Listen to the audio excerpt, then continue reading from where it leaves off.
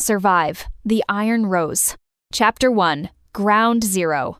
The emergency sirens wailed across Seattle as I watched the monitors. 2 days of panic, people fighting over toilet paper like animals. The warehouse superstore had implemented crowd control, but we'd already had 3 trampling incidents. Rose Bennett, 27, head of security and fire safety for Pacific Megamart. The H-virus had arrived faster than anyone predicted. On the parking lot cameras, I counted 30 infected stumbling toward the building. Screen 12 caught my attention, Derek's panicked face at checkout. I grabbed my tactical baton and ran. The crowd was chaos incarnate. The entrance jammed solid with bodies. There he was, and his hand was clasped tight around another girl's. No time to process. I jumped onto a checkout counter, grabbed his collar, dragged him toward the back. Rose! We need to run. It's dangerous outside. Follow me. Are you crazy? He jerked away, pulling the terrified girl into his arms. The intimate gesture stung more than it should have. The infected are in the parking lot. Follow me or die here. His face went white. He grabbed my hand. A young guy in glasses ran up. Rose, can I come? Charlie, seasonal worker. I nodded and carved a path through the chaos. The executive office had reinforced doors. I led them inside and locked down. We weren't alone. CEO Lillian Pierce sat in her chair, foot swollen from a trampling injury. General Manager Marcus Shaw, Executive Assistant Nina Collins, Security Manager Victor Kane, Janitor Margaret, and 2 supply vendors crowded the space. 10 people total, including Derek's companion. Block the door. I directed them to push filing cabinets against the entrance, while Nina and Margaret covered the windows. The girl Derek brought burst into tears. Derek, I'm scared. I want to go home. Her baby talk voice grated. Shut up. You'll attract them. She burrowed into Derek's chest, staring at me like I was a monster. Rose, this is Brittany, my colleague. Don't scare her. Derek positioned himself between us like some hero. Brittany, his one who got away. Days ago, he called me baby.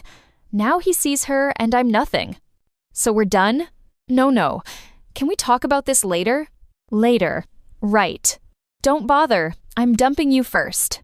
Even heartbroken, I knew when to cut losses. Rose, that's not... Get out.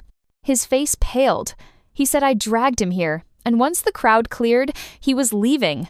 I didn't argue. Life or death, no time for a cheating coward. I moved to the window, peering through the blinds. The infected tore into people with bloody mouths, terror written across dying faces. The end of the world had arrived. Chapter 2, Survival. 2 days later, our water was nearly gone. Lillian spoke up. We can't sit here and die. The men should go for supplies. Hey, Lillian, you think you still give orders here? I'll pay $1,000 for instant noodles. 10,000. Anything edible. Derek, I'm so hungry. Brittany started crying again. I'd chosen this office for specific reasons. Security features, Marcus's satellite phone, the private bathroom, and one more someone here I needed to protect. The situation was dire, but I knew the entire store layout. We could reach the sales floor through ventilation. I'll go. Rose used to be special forces. She's badass. Security manager Victor spoke up, despite being the most physically imposing man here. One person isn't enough. Derek, Victor, you're coming. Victor, me? I don't have those skills. Derek, I shouldn't go. Brittany needs someone. I stared at Derek's sheepish smile in disbelief. Without love's filter, I saw him clearly now, a coward in wire-rimmed glasses. I'll go with you, Rose. Charlie stepped forward.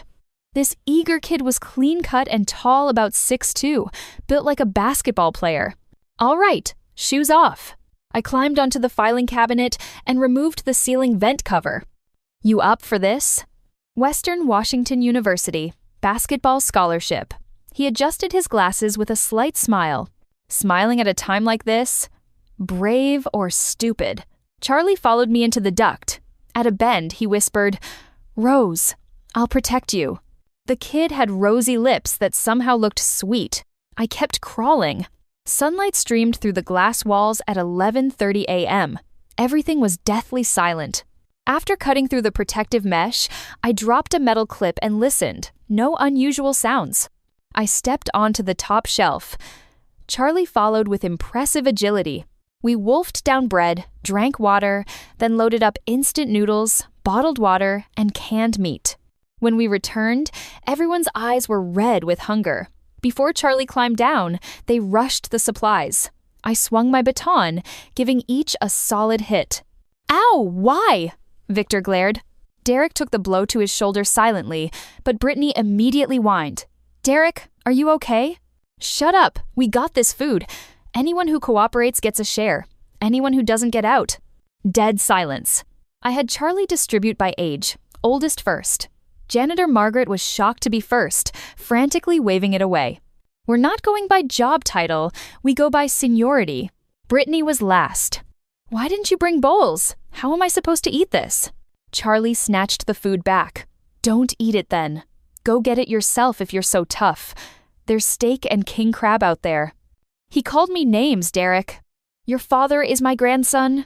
Charlie's brutal honesty was satisfying, but this wasn't the time. I pulled him aside. "Save your breath. Eat." After everyone ate, I proposed supply runs in shifts, everyone except Margaret and Lillian. Brittany immediately started crying, claiming her legs were too weak. Charlie was about to curse when Derek quickly promised extra trips. The vendors claimed they were too stiff to help. My voice went cold. "You get what you gather. Don't go, don't eat." We brought back solar panels that blocked windows and provided power. The store had lost utilities 3 days ago. Everyone used garbage bags for waste, which we disposed of using a small drone. Brittany sobbed in the bathroom about being constipated. Charlie called through the door. "That's what happens when you're a lazy parasite." She cried harder. I liked this kid. Everyone took turns with the satellite phone. No one answered. The National Emergency Response Center, no answer. Without AC, the 300 square foot office was unbearable. We had to ration water. Brittany spent every moment plastered against Derek. They'd give each other heat rash. Chapter 3. Evolution. 1 month later, the infected were moving faster. Some could leap. Through the window, I watched one in a torn shirt easily jump onto a Jeep Wrangler. Their evolution was staggering. During Nina's watch, a small infected appeared at the window. Cloudy gray eyes visible through a gap in the solar panel. Nina screamed. The small infected shrieked too.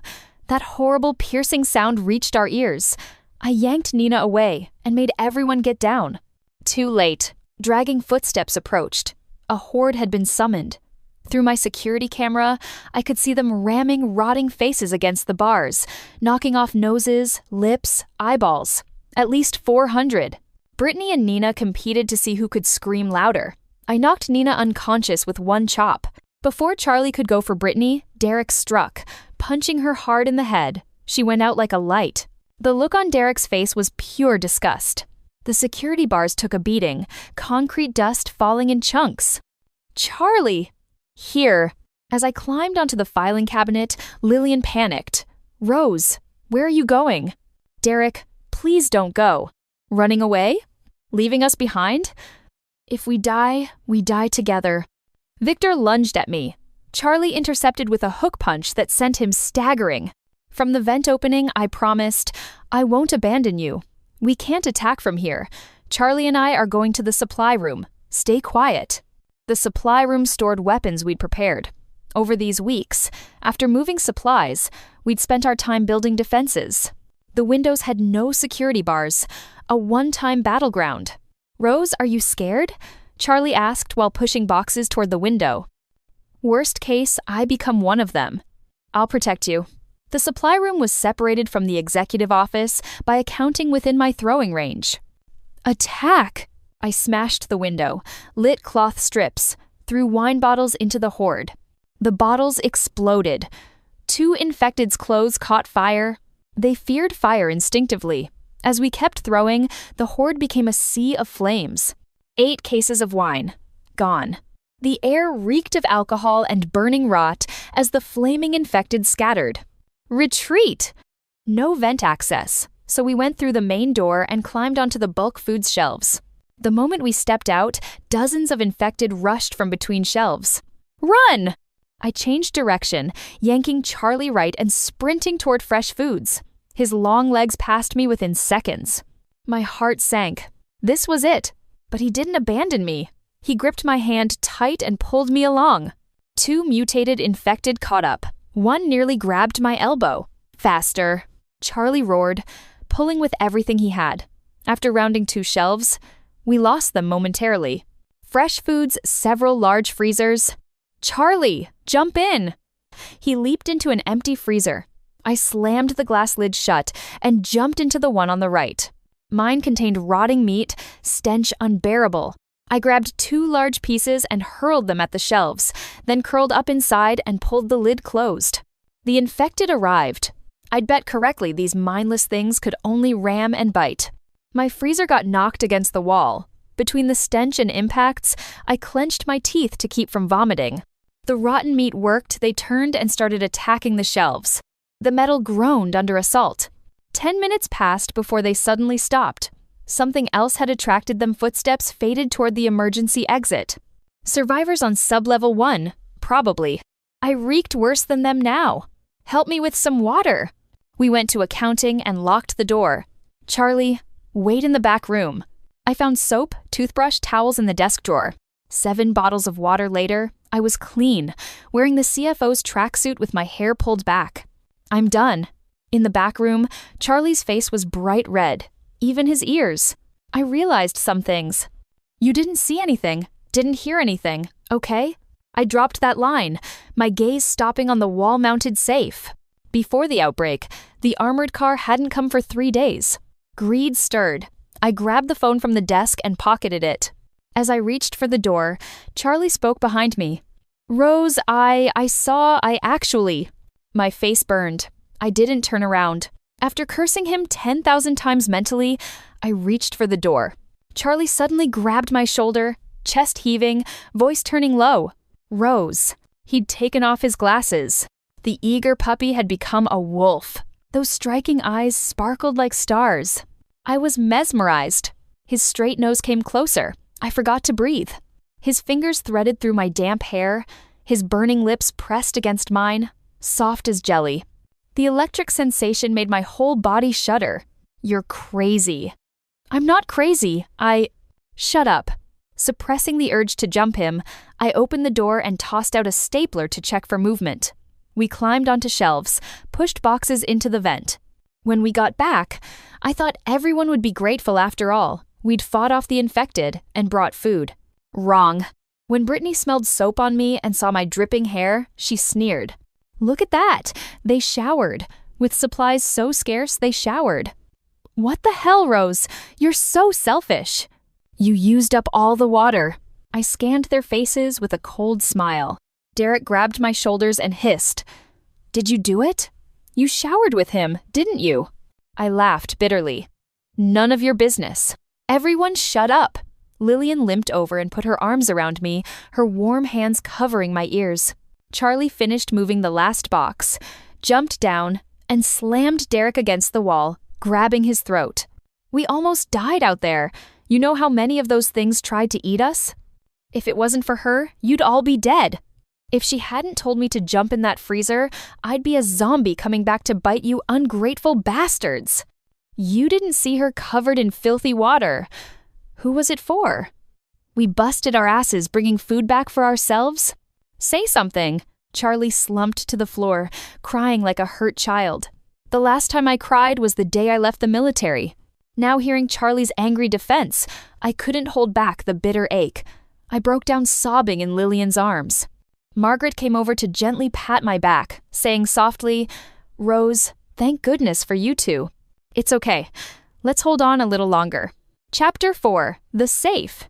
I unlocked the CFO's phone using her son's birthday third try. In her hidden notes, I found the safe combination. During a supply run when I sent Charlie back first, I entered accounting through the vent. The moment I opened the safe, stacks of cash made my blood pump. I returned through the vent where Charlie was waiting. Why didn't you go back? I was worried about you alone. Kind of touched. Vehicle sounds outside. On the monitors, 6 box trucks crashed into the parking lot. After a massive explosion, intense gunfire erupted throughout the store. Holy! They have guns! They're going to take all the food. Rose! We can't let them. I stared at the men. You want to go face them? Everyone shut up. Time to prepare for the worst. Those trucks took the remaining instant food. They'd smashed through the main entrance. Dead infected with exploded heads littered the ground. After the battle, temporary safety. We moved rice, flour, and bulk grains back. Not much juice or milk left. The sub-level warehouse had more stock, but the ventilation systems between floors weren't connected. Without food, the infected would be dormant in darkness. The 2 sublevels had become their nest. Going down there, almost no chance of coming back. Everyone's spirits hit rock bottom. During night watch, I heard someone moaning. Margaret.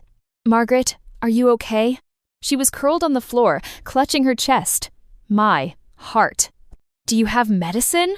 She struggled to reach into her pocket. I pulled out a small bottle of fast-acting heart pills. I opened it. Empty. Who'll come to the pharmacy with me? Me! Charlie rushed over. Get the headlamps. My voice shook as I climbed onto the filing cabinet. Rose, don't go! Lillian's voice was desolate. Margaret was gone. I remembered when everyone was misunderstanding me, Margaret patted my back with such a gentle voice. It's okay. It's all going to be okay. Such a kind old woman, gone. After a brief silence, someone spoke. Just a janitor anyway. One less person to split food with. Right. Maybe it's for the best. Is the body going to smell? Speaking such vile words about a deceased woman, they were more revolting than the infected. Everything went dark. Rose, don't be sad. I'm here. Charlie pulled me down, his warm breath on my ear. I realized I still had one temporary friend. I didn't want to leave this broad, warm embrace. Near dawn, Lillian asked me to help her to the bathroom. She asked about my family. I lied, said my parents were out of state, financially comfortable. She pressed a Swiss bank card into my hand. $200 million. She wanted me to protect her until the end. Why me? Victor is the strongest. Some people's eyes are red, but their hearts have turned black. I'll do my best. Lillian held me tight. We loaded Margaret's body onto a shopping cart. Charlie gave it a hard shove. Shortly after closing the door, the monitors showed her being devoured. We were almost out of drinks. Marcus and the vendors got into a fight. They suspected Marcus of stealing Coke. Derek and Brittany had a falling out over the last hot dog. Brittany didn't cry. She latched onto Victor's muscular arm, staring coldly at Derek. Victor smiled, leading Brittany into the bathroom. Sounds of sex drifted out. Derek took off his glasses and curled up in the corner, crying. He tried to join my side. Charlie kicked him across the room. At midnight, another fight. We all lay in darkness with open eyes. At dawn, Marcus's body lay on the floor. His face was purple, eyes bulging, a nylon cord around his neck, tongue hanging out. The second time we moved the filing cabinet, the cicadas stopped. The air cooled. The last case of juice, 1 bottle each, all gone. At this rate, we'd have to drink urine. Nothing left except flour. That night, Charlie and I went to accounting where I'd hidden food and water. Not much. After eating, we brought a portion for Lillian, accompanying her into the bathroom so she could eat in secret. Nina got her period and didn't wrap the pad well. When the drone flew out with the trash bag, it attracted hundreds of infected. This gave me an idea. I proposed we risk going to sublevel 1. 8 people except Lillian and Nina, everyone else had to go. Everyone refused except Charlie. I told them sublevel 1 had plenty of food and water, and Charlie and I weren't coming back. That got their attention. Reluctantly, they agreed. We spent 2 days preparing. I drew maps, war-gamed scenarios. The heavyset vendor and Brittany stayed at the vent near the main entrance, operating a drone carrying pads and a Bluetooth speaker. Heavy bass blared. Hundreds of infected on ground level were lured away. I seized the moment to start Derek's SUV. Victor stood watch. The others loaded alcohol, insect spray, stun batons, knives, and axes into the vehicle. The thin vendor prepped the drone. Let's move. I hit the gas, voice trembling. If anyone gets injured, lead the infected away. Even if you escape, you can't return. Unity is all we have. Good luck. Something blocked my throat. Rose, we're coming back. Charlie squeezed my shoulder. Derek and the thin vendor were crying. Only Victor sat expressionless. He was the calmest and most dangerous among us. He'd fought with the vendors that day. Marcus had been killed by Victor. They'd had bad blood. The car descended to sublevel 1. Where the headlights reached was pure despair. Countless bald heads reflected the light. The horde stirred, rotting faces slowly turning. Innumerable cloudy gray eyes looked our way. I forced down fear. Drone, go! Charlie slapped the thin vendor awake. We rolled down windows. The drone-carrying pads buzzed into the air. With heavy metal pounding, the infected went wild. They let out roars more terrifying than wild animals, chasing the drone. Crash! The drone hit a column. The infected swarmed it. The music cut out. Victor cursed, immediately launching the second drone. The thin vendor and Charlie fumbled to release 2 more, red and blue lights alternating. Those 2 were quickly knocked down by jumping infected. The alcohol. Victor and I readied our homemade bows and arrows. Charlie released the drone carrying alcohol bags. We knocked arrows, flaming tips whistling through air, hitting their mark. Boom! A fireball fell. The horde caught fire. 2 more! As fire intensified, the infected scattered. The bloody ones.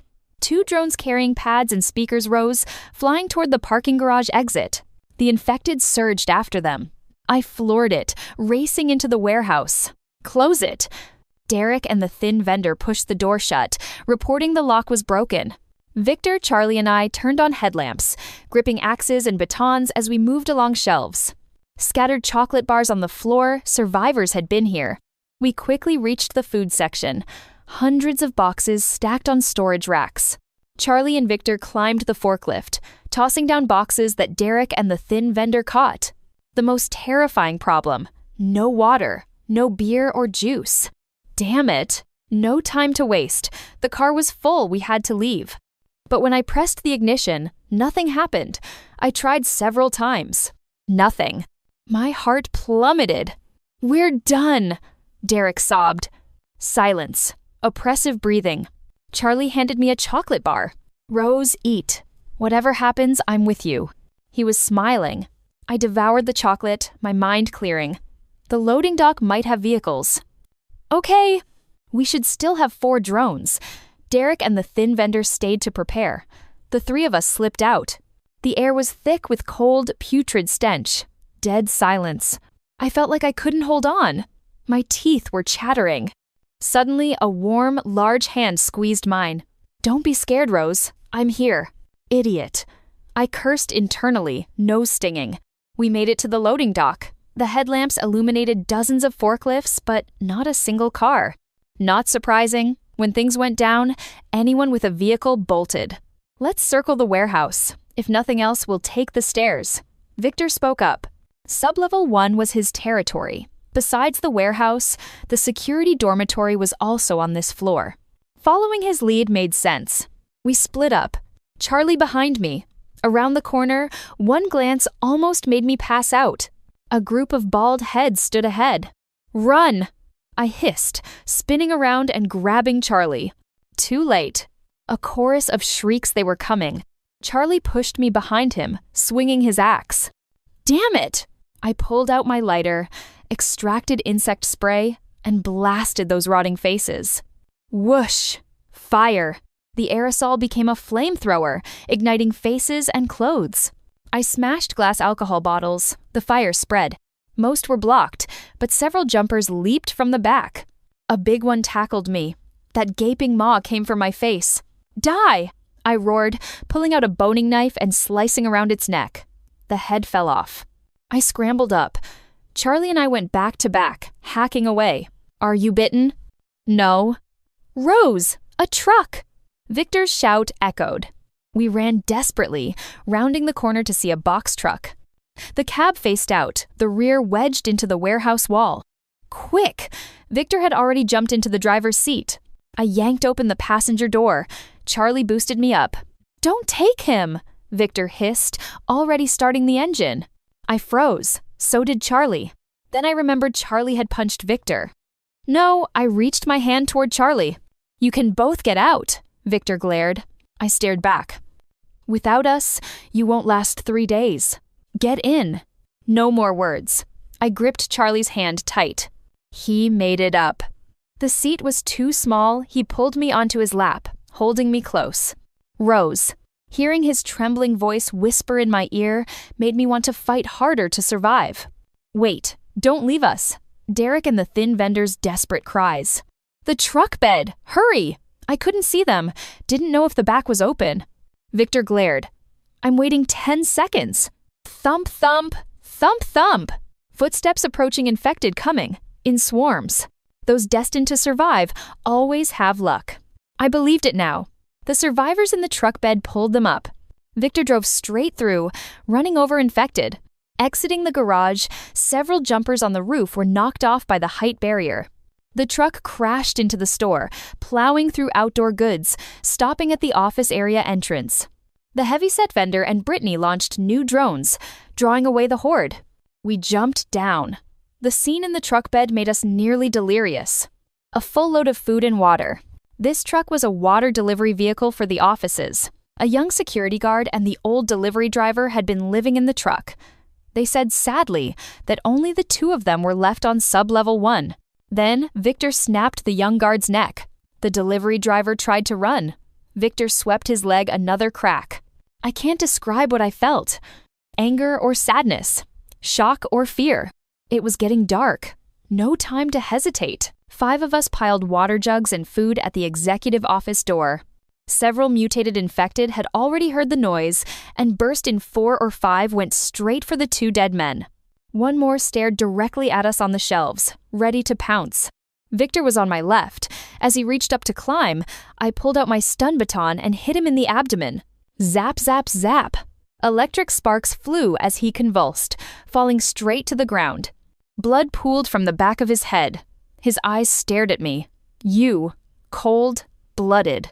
Before he finished, infected pounced. I'd said before Victor was the strongest, most likely to survive. But he was too ruthless, our biggest threat. Brittany tearfully asked Charlie where Victor went. Exhausted, nobody answered. She sobbed and threw herself at Derek for comfort. He slapped her hard twice. Get lost, you disgusting whore. Brittany fell to her knees, covering her face pitifully. She looked at every man present, all responded with contemptuous stares. I was soaked with sweat, nearly collapsed, curling up beside Lillian in a daze. I vaguely fell into a warm embrace. Rose, sleep. I'm here. His arms were like a safe harbor. My tense body relaxed. Chapter 5, Mutation. Someone told Brittany it was me who attacked Victor. When I opened my eyes, she was staring at me with venom. Rose, you murderer, just you wait. Let's see if we make it out alive first. At midnight, strange sounds came from the ventilation duct. Had infected climbed in? No, the sounds weren't that loud. In darkness, we gripped our weapons, holding our breath. It was coming. A black shadow reeking of blood dropped onto the filing cabinet, blood-red eyes glowing with murderous intent. Meow. A blood-soaked cat. Even cats could become infected? I quickly turned on the rechargeable lamp, pulling out my knife and stun baton, shielding Lillian. It screeched and lunged at Nina. After some frantic hacking, the cat was split in half, still dragging its upper body, trying to attack, until the heavyset vendor split its skull with an axe, brains splattering. Anyone injured? No. Me neither. If even one person was injured, we were all done. To be safe, Charlie and I checked everyone with flashlights. Now we could relax. 10 minutes later, I went to the bathroom. Charlie followed me in. What are you? Together. He suddenly covered my mouth and pulled me inside. You've been crying? I noticed tears glistening in his eyes. Rose, I can't stay with you until the end. What? No, it couldn't be. I stood on tiptoes, cupping his handsome face, asking frantically in a whisper, Where? Show me. He slowly extended his right hand. Tears fell. A clear bite mark on his right thumb.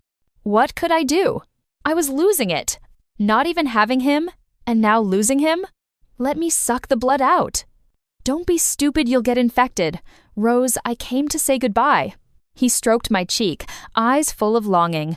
There are things I haven't had time to say. Charlie! I covered my mouth, trying not to cry out loud. Suddenly urgent pounding. Rose! Emergency! Get out here!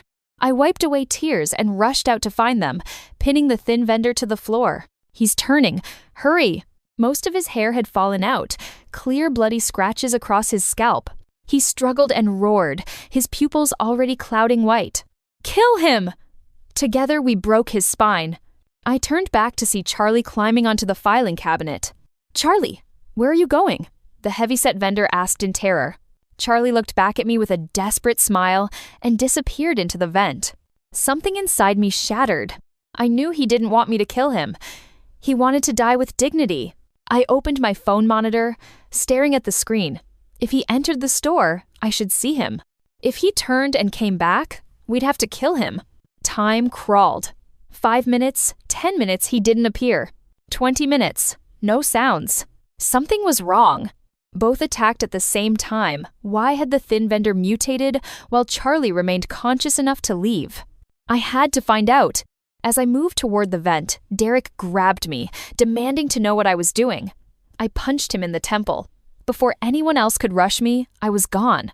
I put on my headlamp and crawled until finding him at a duct junction. Charlie was curled in a tight ball, motionless. I didn't dare approach. I observed from a distance. He still had thick black hair, flushed skin, no black veins visible on his neck, covered in sweat. Charlie. No response. I must have been crazy, inching closer until I could touch his neck. His carotid artery pulsed rapidly, temperature at least 102 degrees Fahrenheit. I checked his wound. His entire thumb was swollen like a light bulb, cellular fluid seeping from the wound. I tugged his hair. None fell out. Looking closer, thick, long lashes. Charlie, can you hear me? I shook him, calling in his ear. Finally heard him grunt. Don't sleep, Charlie. Wake up. He struggled to open his eyes, looked at me once, then closed them again weakly. Charlie, I'm taking you to the accounting office. He was too heavy. Luckily, the duct interior was smooth. I braced my bare feet on both sides and dragged him to our destination. Charlie, we have to go down.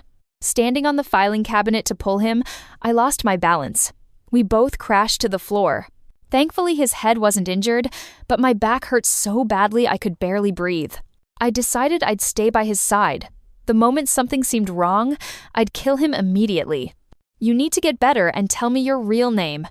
When we get out of here, I want to watch you play basketball. You look good without glasses. That day in the truck when you held me, I wanted to kiss you so badly. Get better soon. I haven't had the chance to tell you I like you. As an orphan, I'd long since grown accustomed to cold indifference, so I usually kept silent. Even after being with Derek following his intense pursuit, I'd never talked to him this much. I'd never believed in gods or Buddha, but now, in my heart, I prayed countless times. Exhausted, headlamp dead, I fell asleep. A sharp pain on my lower lip. I snapped awake. Charlie was holding me, kissing me fiercely, or rather, biting me. The pain jolted me fully conscious. I shoved him away and saw his eyes were blood red, like the infected cat's. My lip was bleeding, warm liquid dripping down. I had no tomorrow. I waited for him to tear into me savagely, but he seemed to retain some rationality. Those red eyes stared at me. Then suddenly he pulled me into a tight embrace. His heart pounded violently, far faster than humanly possible. Wrapped in his arms, I felt like I'd fallen into molten lava. My body began to chill, teeth chattering. I had a fever, consciousness fading into chaos. I had a terrible dream. I was lured by the delicious scent of humans, biting frantically, killing all the survivors. Rose. A voice like cold jade woke me. Black eyes sparkling like stars, a high, straight nose, those rosy lips soft and sensual. For a moment, I couldn't tell if this was dream or reality. I touched my own lips. The wound was still there, throbbing dully. Not a dream. But we were both okay? Charlie speculated that maybe the infected cat's virus wasn't strong enough, and with his good constitution, he'd fought it off. He showed me his right hand, the wound had scabbed over. No other symptoms. We returned to the executive office together. Everyone's expressions were strange. Gone 3 days, thought you two eloped? Brittany sneered at me, oddly triumphant. Meanwhile, Derek stood there with tears in his eyes, saying mournfully to Brittany, "Brittany, it's my fault. I shouldn't have hit you. You're the first person I ever liked, the only person I'll ever love." I felt nauseous listening to this soap opera. Brittany's nose was literally in the air. "Fine, I'll take you with me as long as you get on your knees and beg." Thump! Derek dropped to his knees. "Ha, Derek, dream on.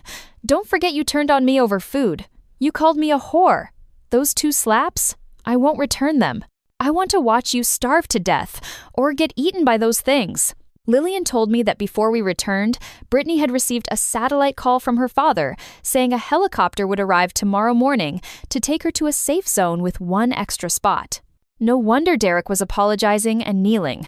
"I'll pay $200 million, Brittany. Please give me that spot."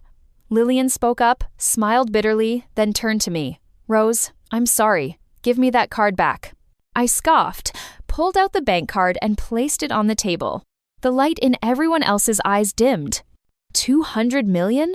Ha! You crippled old hag. Do you know who my father is? My family owns 3 mines money to burn. You think that pittance can buy me? Dream on. Lillian raised an eyebrow, spoke calmly. "How about 300 billion? I can give you my entire fortune." "You old bag. You've got some money, but get this straight. I need someone who can work with me, someone strong. Compared to life, money is toilet paper." Brittany laughed triumphantly, her mocking gaze moving toward me before settling on Charlie. "How about it, handsome? Want to come with me?"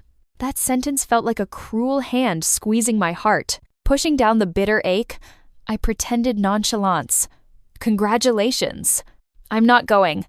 "Don't be stupid, Charlie. I'm perfectly clear-headed. I'll say it again. Whoever wants to go can go. I'm staying." "Are you brain dead? Giving up your life for some woman?" Brittany rolled her eyes hard at Charlie. "Fine you then, fatty." The heavyset vendor looked like he'd won the lottery, his jowls trembling with joy. "Yes, thank you, miss." The next morning at 6:35, helicopter rotors and the rising sun arrived together. Through the camera, I could see it was a small civilian helicopter. These civilian birds could fly 300 or 400 kilometers, flight time no more than 2 to 4 hours. Within a few hundred kilometers, there was already a safe zone. We couldn't be far from rescue ourselves. The heavyset vendor stuffed his bulk into the ventilation duct with Brittany right behind. A swarm of infected was lured away by the drone. The helicopter lowered a rope ladder. Brittany climbed up first, agile and nimble. Then the vendor struggled up, the ladder swaying wildly. Then several jumping infected leaped up. The co-pilot cut the ladder. Brittany and the vendor both fell into the horde and disappeared. This outcome was about what I'd expected. Without blood to lure them, music alone wouldn't hold the infected's attention that long. The reason I didn't say anything was because the person who went out with the vendor wasn't Brittany. Before they left, Brittany had been killed in the bathroom by Nina. Nina was a karate expert. During a company retreat, I'd witnessed her skills. When Victor killed her lover Marcus, she'd been capable of intervening, but hid in the bathroom instead. Looking back now, Nina was the real survivor, cold-blooded enough. Unfortunately, this sharp-edged expert died to mindless infected. We all heard Brittany's death screams. But the darkness before dawn was too thick. Time to deal with Brittany's body. But the bathroom door was locked from inside. After Charlie pried it open, the scene made our blood run cold. Brittany's eyes were wide open, blood and organs pooled on the floor. Looked like Nina wanted us all dead. Because the moment that door opened, the smell of blood began to spread. "Quick, move!" I grabbed Charlie's hand and ran.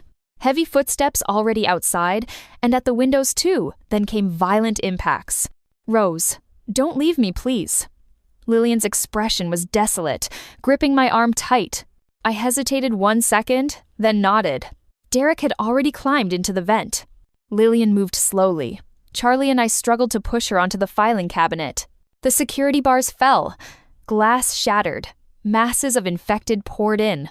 Luckily, they were drawn to the blood smell, rushing toward the bathroom, not noticing us. As we climbed into the duct, the security door crashed down, filing cabinets thundering to the floor.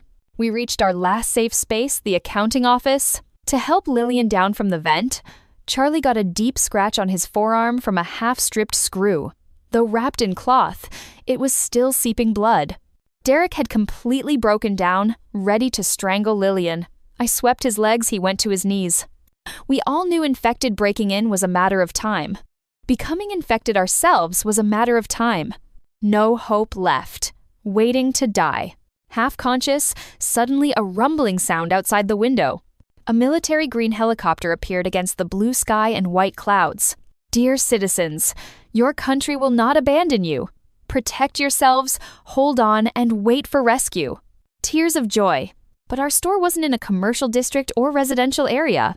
Rather than waiting, we should contact authorities ourselves. I'll get the satellite phone. Seeing Charlie follow, I immediately pushed him away. His arm was injured, he'd only caused trouble. I convinced Derek to come back to the executive office with me. After all, there was still a little food and water there. The satellite phone was in the desk drawer, intact. I packed it away, and Derek and I started moving supplies. Rosie, I've always loved you. Let's get back together. I glanced at his pig face and nearly vomited. You need to get rid of Charlie. He's bleeding, he'll get us all killed. In your dreams. Rosie, let's kill Lillian and take the money. My hands froze. Intense nausea and disgust made me want to commit murder. Suddenly, a black shadow flew through the broken window. It was Victor. Infected Victor. Before I could run, Derek suddenly grabbed me and shoved me hard toward Victor. The gaping maw came at me. I dodged searing pain in my right shoulder. Was this karma? But Charlie, I hadn't given them the phone yet. I couldn't die. Victor tore a chunk of flesh from my right shoulder. My left hand found the stun baton in my bag, pressing it against his skull. Zap, zap, zap. One shock left me numb all over. Victor released me. The baton fell. I pulled the boning knife from my waist, and while he was stunned, I stabbed and twisted. Half his head flopped down. Blood streamed from my shoulder down my arm. The pain nearly made me pass out. Maybe 15 minutes left to live. Derek was gone. I stumbled back to the accounting office, my hair already falling out. Derek saw me like I was a ghost, screaming in terror, literally pissing himself. Before he could raise his axe, I bit down hard. The sweet taste of blood brought me intense pleasure. I wanted more. Derek's features became my buffet. Charlie and Lillian were hiding in the back room, staring at me in horror. While I still had human consciousness, I dropped the faceless Derek and threw myself at the safe, entering the combination from memory. The door opened. Besides stacks of cash, inside were several boxes of oxygen canisters, food, and water I'd moved from the outdoor goods section earlier. Originally for myself. Now, useless to me, but could save their lives. I set down the satellite phone, slowly backed away, watching them help each other stumble into the vault. Don't give up. Stay alive. You're not angry with me? Why are you saving me? Lillian choked out. I answered calmly. Lillian, don't you think I look like you? You gave birth to me and left with someone else. Of course you wouldn't remember. Lillian, you're my daughter? Not anymore. Now I'm infected. She fainted. I'd worked here 3 years. She never knew who I was. I never intended to claim her. The house was fully stocked with food before the outbreak. I'd already driven away from the store when a colleague messaged the group saying Lillian was injured, her driver and bodyguards had fled, so I came back. I'd done everything I could. Lillian Pierce. I'd lived 27 years without a mother. Now it's your turn for the rest of your life. Without a daughter. No, you never had a daughter to begin with. It was me who couldn't let go, meddling, costing my life. My vision gradually clouded, sight becoming blurry. Rose. Charlie was crying too hard to speak. I couldn't cry anymore, couldn't see him clearly. I could only make a sawing sound. What's your name? Jackson. Jackson Cross. I'm 24, Rose. Don't forget me. I nodded earnestly. Infected have no memory, you little fool. The air floated with the sweet scent of blood, making me want to pounce. Jelly. I remembered that. Jackson's lips were as sweet as the jelly he'd given me. Though I couldn't see, I still managed to smile. An infected smile must be pretty ugly. Thunderous footsteps and beast-like roars reached my ears. My companions were coming. Jackson's epilogue. I'm Jackson Cross, 24, Western Washington University, basketball scholarship, junior year. I fell for a girl on the subway. Pale skin, cold beauty, thin back held perfectly straight. One glance, everyone else became empty landscape. She was a rose blooming in that wasteland. She walked toward me, sat beside me, my heart exploded. Like an idiot, I followed her, learned she worked at that warehouse store, and immediately filled out an application as seasonal help. The university was 12 stops away. After every practice, I'd shower and rush over. To see her, I even wore cologne. She never looked at me once. She had a boyfriend, some douchebag in wire-rimmed glasses. Screw him. Preppy bastard wasn't half as good-looking as me. But Rose liked that type, so I got glasses too. The optician said my vision was good enough for pilot training. I didn't need glasses. I said, you don't get it. It's for style. I imitated that preppy tool's speech, his mannerisms. Useless. Rose still barely acknowledged me. At most, Charlie, hello. Charlie, what's up? The day of the outbreak, chaos everywhere. I called my parents out of state, then ran straight to the store. By the time I got there, it was complete pandemonium. I went to the office to find her, wanting to tell her I had tons of food stored at my apartment, enough for 2 people for months. Later, I learned everyone in that complex died. But before I could say anything, that preppy dick showed up with some other girl. I felt so bad for Rose. During those trapped months, I stayed close, not stalking, protecting her. But honestly, she was so capable, she protected us. Every time that other girl mocked Rose, I wanted to beat the out of her. When Rose showered in the accounting office, water running, I couldn't help it. I peeked. She sat on the round table, black hair over shoulders, lashes lowered, red lips gorgeous, pale arms swaying like a swan's neck, her naked form luminous as moonlight. So beautiful. Just beautiful everywhere. Even her toes. I was burning up, heart racing. I wanted to be the foam on her skin. I wanted her. If it wasn't the apocalypse.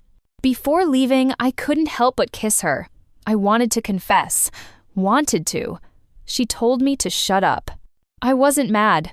When she was upset, my first instinct was to hold and comfort her. So I did. When Derek tried getting back with her, I kicked him flying. Dare covet my woman? I'll beat him every time. Brittany wanted me to go with her. That she's nothing. I was protecting my woman. During that risky supply run to sub-level 1, Victor didn't want me on the truck. Because I'd punched him before. But Rose didn't abandon me. She almost got thrown off the truck by Victor because of me. If not for worrying about Rose, I'd have killed that bastard. Luckily, her 2 threatening sentences scared him. I got on, held her in my lap, whispered in her ear, Rose. Right then I wanted to hold her, love her, forever. Later, Rose used that stun baton to knock Victor off the shelves. Honestly, I'd already prepared to push him off when he climbed up. He was too ruthless. Keeping him alive would have gotten us all killed eventually. But Rose moved first. She was better than me. I loved that. I got bitten by the infected cat. Didn't dare speak up then. I still wanted to protect her. I couldn't become her enemy. But my body started feeling wrong, couldn't hide it. If others found out, I'd be killed on the spot. I told Rose to say goodbye and to tell her I'd liked her for so long. But the thin vendor who got scratched by the cat had already turned. So I had to leave. In that moment, I smiled at her with pure despair. How much I liked her she still didn't know. Heart shattered. Rose didn't give up on me. She isolated me in the accounting office. Half conscious, her sweet scent kept tempting me. I wanted to kiss her, but couldn't control the bloodlust. I bit her. But I immediately came to. I was a bastard, an animal. I'd ruined such a good woman. She shook in my arms, feverish. In that moment, I selfishly thought I possessed her. Was it my prayers moving heaven? We miraculously recovered. What I never expected, she got bitten trying to get the satellite phone right before rescue arrived. She hid Lillian and me in the safe. That's when I learned she was an orphan, abandoned by her mother. I hadn't had time to give her the truest love in this world. Blood stained half her body. She told us to live well. She began changing hair falling out, eyes clouding, voice deep and hoarse. She finally remembered to ask my name. I told her, Jackson Cross, 3 years younger, don't forget me. She couldn't let Lillian go. I'd protect her to the end for Rose. She gave me a desolate smile, full of longing and determination.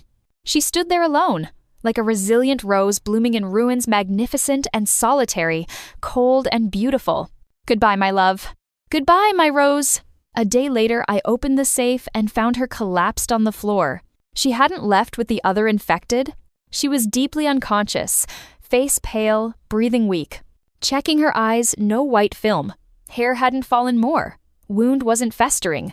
Besides the blood smell, no infected stench. Was heaven taking pity on me? Maybe she was immune. Maybe I was too. I frantically dialed the emergency center. It connected. Learning we might be immune, a helicopter came.